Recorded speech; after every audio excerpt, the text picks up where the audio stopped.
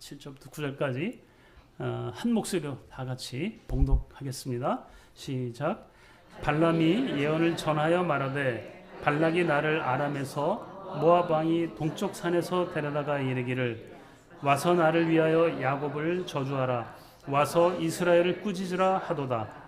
하나님이 저주하시 않으신 자를 내가 어찌 저주하며 여호와께서 꾸짖지 않으신 자를 내가 어찌 꾸짖으리야. 내가 바위 위에서 그들을 보며 작은 산에서 그들을 바라보니 이 백성은 홀로 살 것이라. 그를 여러 민족 중에 하나로 여기지 않으리로다. 아멘. 차경동 목사님께서 하나님의 은혜는 DNA보다 깊다라는 제목으로 말씀 전해주시겠습니다.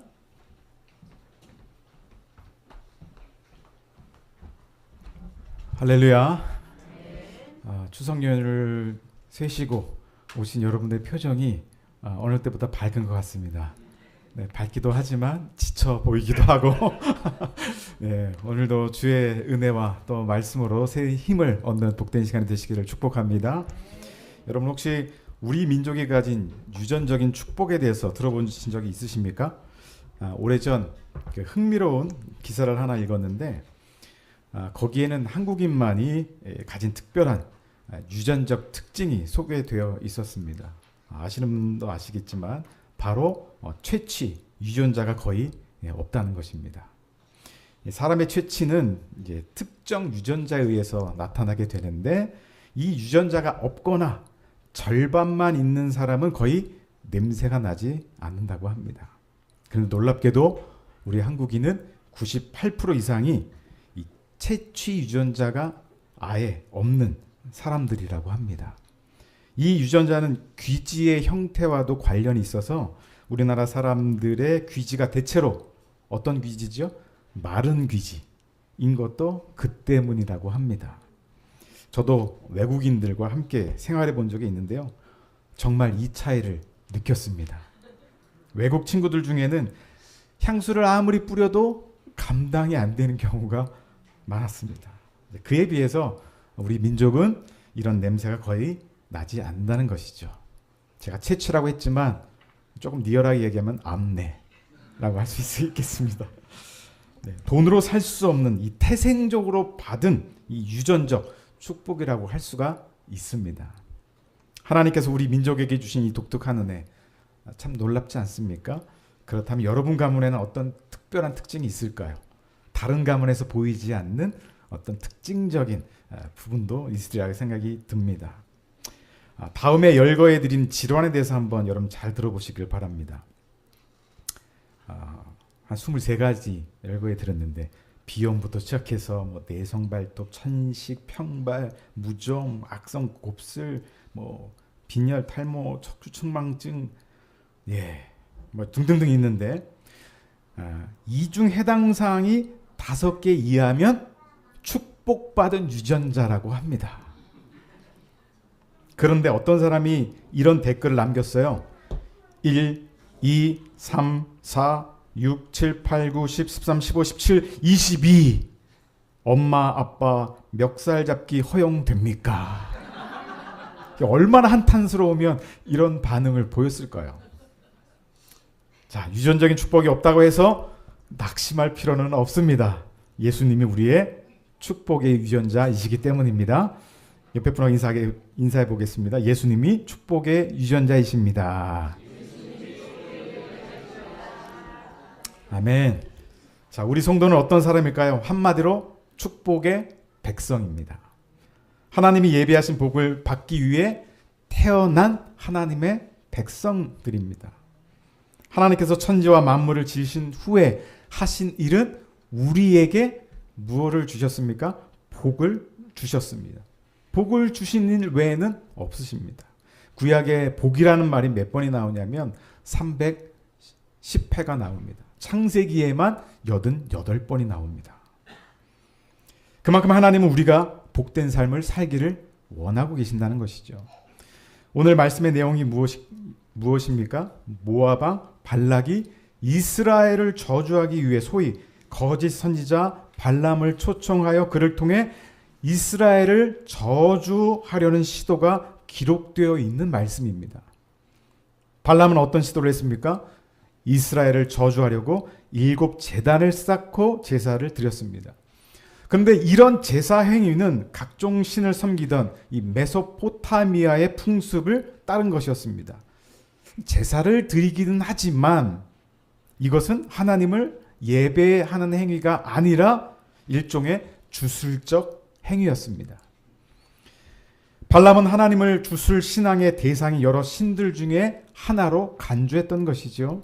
그런데 이것은 유일신 하나님을 모독하는 행위였습니다. 이러한 발람의 악행에도 불구하고 하나님은 발람을 오히려 이스라엘을 축복하는 축복의 도구로 사용하셨습니다. 제 아무리 날고기는 능력이 있다 할지라도 하나님은 구속사를 방해하려는 모든 악한 시도를 꺾으시고 하나님의 주권적인 섭리가 이루어지도록 역사하신다는 사실입니다. 오늘 말씀을 통해서 우리는 그 놀라운 사실을 이제 보게 됩니다.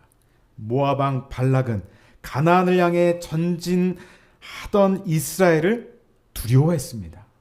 그래서 선지자 발람을 매수해서 이스라엘을 저주하려고 했습니다.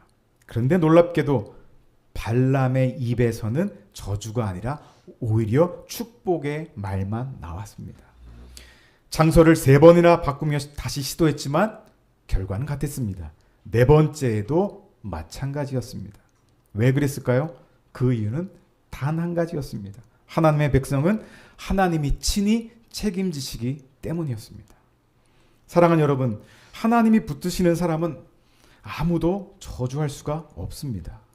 오늘도 그 하나님 안에서 복된 확신을 가지시기를 바랍니다. 이것이 바로 발람 선지자의 입을 통해 우리에게 주신 하나님의 메시지입니다. 동방의 의인이었던 욥도 사단이 자녀, 재산, 질병, 번뇌 등으로 세상에서 그만큼 당할 수 없는 시험을 주었지만 다 이기고 그보다 갑절의 복을 받았습니다. 그렇다면 하나님의 백성은 왜 저주를 받지 않을까요? 하나님의 백성은 망하지 않게 되어 있기 때문입니다. 발람은 4차례에 걸쳐 이스라엘을 저주하려고 했습니다. 왜 저주하려고 했을까요? 모압 왕 발락은 이미 이스라엘이 아모리인에게 행한 모든 일을 보았고 알고 있었습니다. 이스라엘 백성들의 이 승승장구함을 보고 두려워했고 위기감을 가지고 있었습니다. 급기야 발람을 불러 이스라엘을 저주하면 내가 그들을 쳐서 이 땅에서 끌어내리라고 할 정도로 그가 가지고 있던 두려움은 매우 컸습니다. 발람은 처음에는 거절을 했습니다. 그러나 계속되는 발락의 회유와 돈의 유혹에 마음이 흔들렸고 이스라엘 백성들을 저주하려고 했습니다. 그러나 저주는커녕 축복만 하고 맙니다.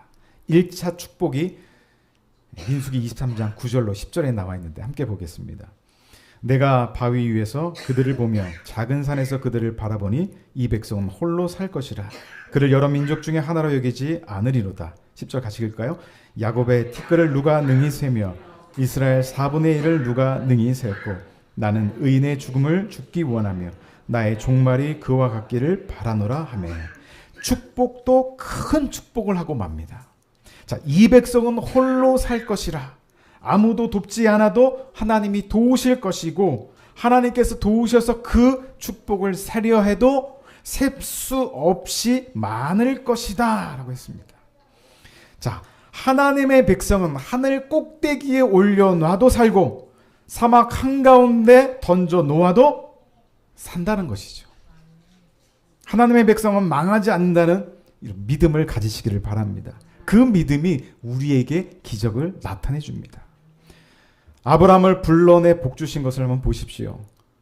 히브리서에서는 이것을 이렇게 증언하고 있죠. 하나님이 아브라함에게 약속하실 때 가리켜 맹세할 자가 자기보다 더 큰 이가 없으므로 자기를 가리켜 맹세하여 이르시되 내가 반드시 너를 복주고 복주며 너를 번성하게 하고 번성하게 하리라 하셨더니 그가 이같이 오래 참아 약속을 받았느니라. 그냥 복이 아닙니다. 복주고 복주며 번성케 하고 번성케 하리라. 이것이 우리를 향한 하나님의 마음입니다. 민수기 22장 12절을 보시면 하나님이 발람에게 이르시되 너는 그들과 함께 가지도 말고 그 백성을 저주하지도 말라. 그들은 복을 받은 자들이니라. 이러한 사실이 있었으니 하나님의 백성이 어찌 저주를 받아 멸망을 하겠습니까? 다음의 예화는 많은 것들을 생각나게 만드는 이야기입니다. 미국의 존스 호핀스 대학의 어느 사회학 교수가 학생들과 함께 뉴욕의 빈민굴에서 12세에서 16세까지의 청소년 200명을 조사를 했습니다. 그의 부모들은 대부분 이제 마약과 알코올 중독자였고 폭력배나 다름없었던 그런 자들이었습니다. 그리고 그 동네는 율락가였습니다. 교수와 학생들은 사회학적인 결론을 내렸습니다. 이들의 자녀들인 청소년들 90%는 훗날 범죄자가 되어 형무소를 제 집같이 드나들 것이다 라는 결론을 내린 것이었습니다. 그로부터 25년이라는 세월이 흘렀습니다. 노 교수는 은퇴를 앞두고 서재를 정리하다가 그때 만났던 아이들을 다시 만나보기로 하였습니다. 미국 전역을 뒤져서 200명 중에 180명을 찾아냈는데 이게 웬일입니까? 90%의 범죄자를 예상했던 기대와는 달리 단지 4명 정도만이 감옥에 간 적이 있었고 나머지 사람들은 다 훌륭한 사람이 되어 사회에 공헌하고 있었습니다. 사회학적인 예상을 뒤엎는 일이었습니다. 그런 열악한 환경에서는 도저히 나타날 수가 없는 일이었던 것이죠. 그래서 교수는 그들에게 심도 깊은 여러 질문을 던졌습니다. 근데 공통적인 대답은 자기 동네에 한 여전사님이 있었는데 그분이 자기 인생을 바꾸어 놓았다라고 말하는 것이었습니다. 그 여전사님을 통해서 그 아이들이 예수님을 만나게 된 것이죠. 예수님 때문에 저주의 유전자는 사라지고 축복의 유전자가 그들을 죄와 사망의 법에서 해방시킨 것입니다. 이것은 사회학적으로는 도저히 이해할 수 없는 일이죠. 영적으로 해석하면 하나님의 사람은 결코 망하지 않는다는 사실을 보여주는 대표적인 사례라고 할 수 있습니다. 그렇다면 하나님의 백성은 왜 저주를 받지 않을까요? 하나님께서 축복을 명하시기 때문입니다. 민수기 23장 20절에 내가 축복할 것을 받았으니 그가 주신 복을 내가 돌이키지 않으리라 라고 했습니다. 모압 왕은 발람이 축복하는 것을 보고 수효에 압도돼서 그런가 보다 하고 이스라엘의 끝자락 쪽에 산꼭대기로 데리고 와서 다시 저주를 시도합니다. 그러나 저주하려고 서면 축복만이 계속해서 흘러나옵니다. 이처럼 하나님이 주장하시면 우리 육신의 뜻대로 되지 않습니다. 우리의 체험을 봐서도 우리의 의도와는 달리 성령께서 우리의 기도 제목을 바꾸실 때가 있죠. 이 기도 제목을 들고 교회에 왔는데 다른 기도 제목으로 기도하고 있는 나 자신을 발견할 때가 있지 않습니까? 또 설교의 내용도 바꾸시기도 합니다. 제가 그렇습니다. 다른 제목으로 다른 본문으로 준비했지만 또 하나님께서 그 제목을 또 바꾸시고 본문을 바꾸셔서 또 전하게 하실 때도 있습니다. 근데 분명한 것은 하나님의 백성은 저주할 수 없고 저주받아도 저주가 임하지 않는다는 것입니다. 그래서 민수기 23장 23절 상반절에 야곱을 해할 점술이 없고 이스라엘을 해할 복술이 없다 이렇게 말씀합니다. 여러분 당시 이방 세계에는 원수를 행하려고 했던 사술이 유행했던 그런 시대입니다. 어떻게 원수를 해할 수 있는 방법이 있을까요? 여러분 인형 같은 거 만들어 놓고 그 인형에 그 원수의 모양을 그쵸? 거기다 그려 놓고 만들어서 그냥 송곳으로 배를 한번 찔러 보기도 하고 그쵸? 눈을 찌르기도 하고 그래서 해를 가하는 그런 사술을 행했다라는 말입니다. 자, 그렇게 하면 원수가 저주를 받아서 망하게 될 것이라고 생각을 했습니다. 그런데 이스라엘은 하나님이 함께 하셨기 때문에 이러한 사술도 복술도 통하지 않았다는 겁니다. 성경은 이렇게 말씀합니다. 로마서 8장 31절로 32절 같이 한번 읽어볼까요? 그런즉 이 일에 대하여 우리가 무슨 말을 하리요? 만일 하나님이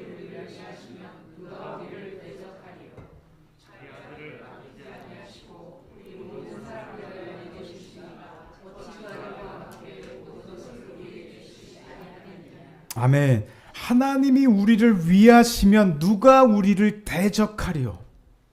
예수님께서도 제자들을 파송하시면서 뭐라고 말씀하셨습니까? 너희를 해할 자가 결단코 없으리라 라고 말씀하셨습니다. 우리가 그런 사람들입니다. 그러므로 우리는 담대해야 하는 것이죠. 저주는 무력하고 축복은 확실합니다. 그렇다면 축복의 사람들은 우리는 이제 어떤 삶을 살아야 할까요? 예수님을 절대 떠나서는 안 됩니다. 하나님의 백성도 예수님을 떠나면 복을 잃습니다. 복은 하나님께로부터 오지만 그 복이 머무는 자리는 예수 아닙니다. 그런데 아무리 축복의 백성이어도 한 가지 약점이 있는데 요한계시록 2장 14절은 이렇게 경고합니다. 또 읽어보겠습니다. 그러나 네게 두어 가지 책망할 것이 있나니 거기 네게 발람의 교훈을 지키는 자들이 있도다.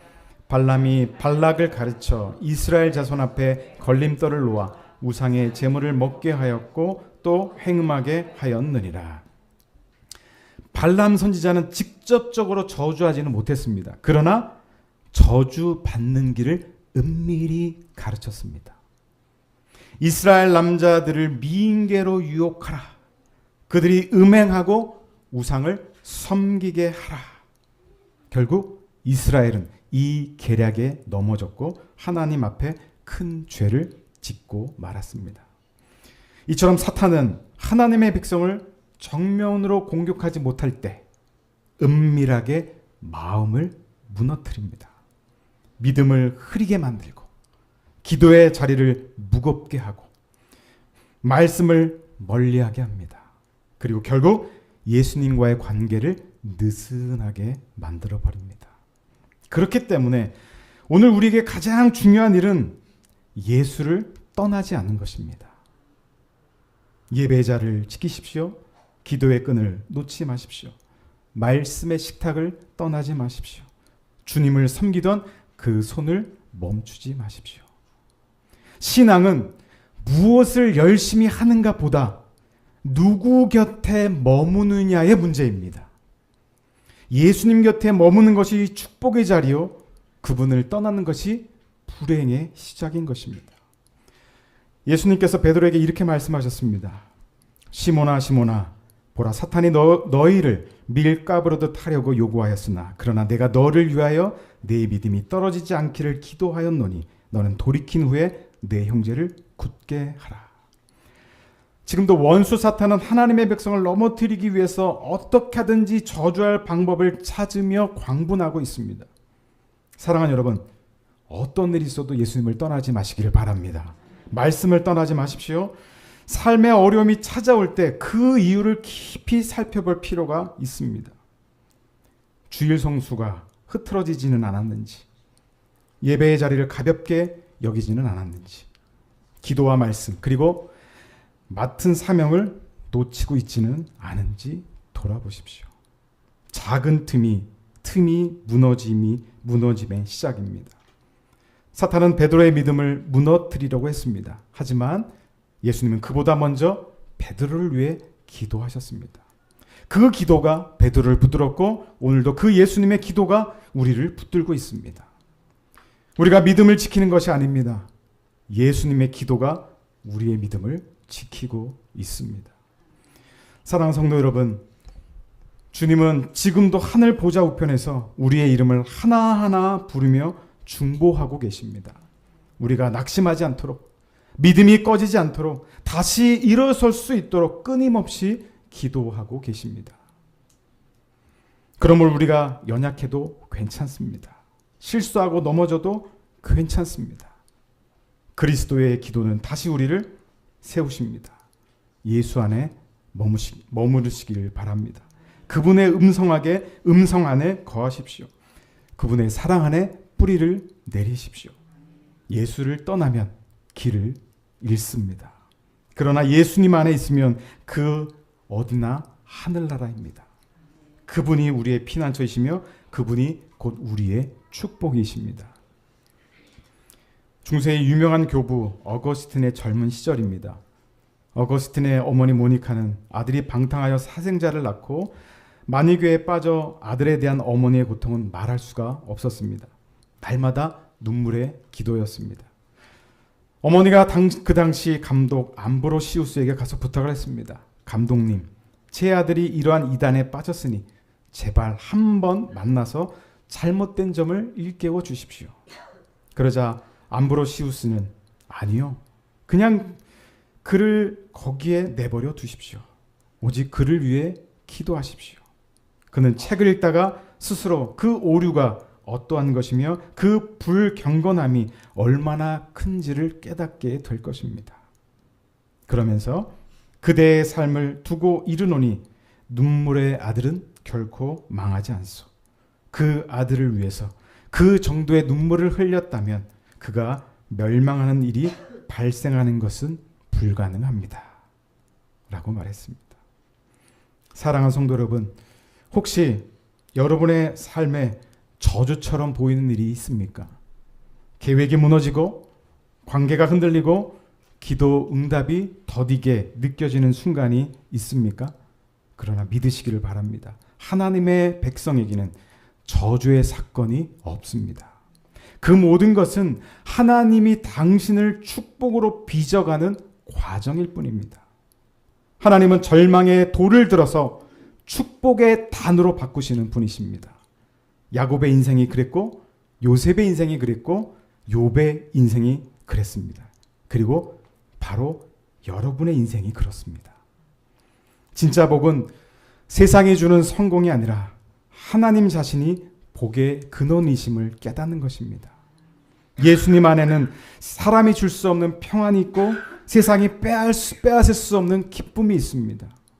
하나님은 단 한 번도 우리를 저주하지 않으셨습니다. 오히려 당신의 아들을 내어 주시기까지 복 주시려는 사랑으로 우리를 품어 주셨습니다. 그래서 우리가 찬양할 수 있습니다. 주님은 나의 복이십니다. 주님은 나의 기업이십니다. 이 고백이 오늘 저와 여러분의 고백이 되시기를 축복합니다.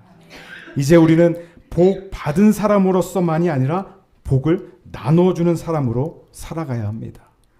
말 한마디에도 복이 묻어나고 섬김 하나에도 그리스도의 향기가 흘러갈 수 있도록 여러분 하십시오. 저주와 비난이 가득한 세상 속에서 우리가 전할 말은 단 하나입니다. 하나님은 당신을 사랑하십니다. 당신을 복 주십니다. 그 한마디가 누군가의 인생을 절망에서 소망으로 옮기게 될 것입니다. 사랑하는 여러분, 오늘도 주님은 말씀하십니다. 그들은 복을 받은 자들이니라. 이 말씀이 여러분의 이름 위에 새겨지기를 축복합니다. 여러분의 가정 위에, 여러분의 자녀 위에, 또 여러분의 일터 위에, 사역 위에 하나님의 복이 머물게 될 것입니다. 이제 두려움 대신 감사로, 또 원망 대신 찬양으로, 저주 대신 축복으로 살아가시기를 바랍니다. 우리는 축복의 백성입니다. 우리의 인생은 축복의 통로입니다. 그리고 우리의 입술은 세상을 살리는 축복의 언어입니다. 바라기는 이 놀라운 축복이 여러분의 삶에 넘치시기를 주님의 이름으로 축원드립니다.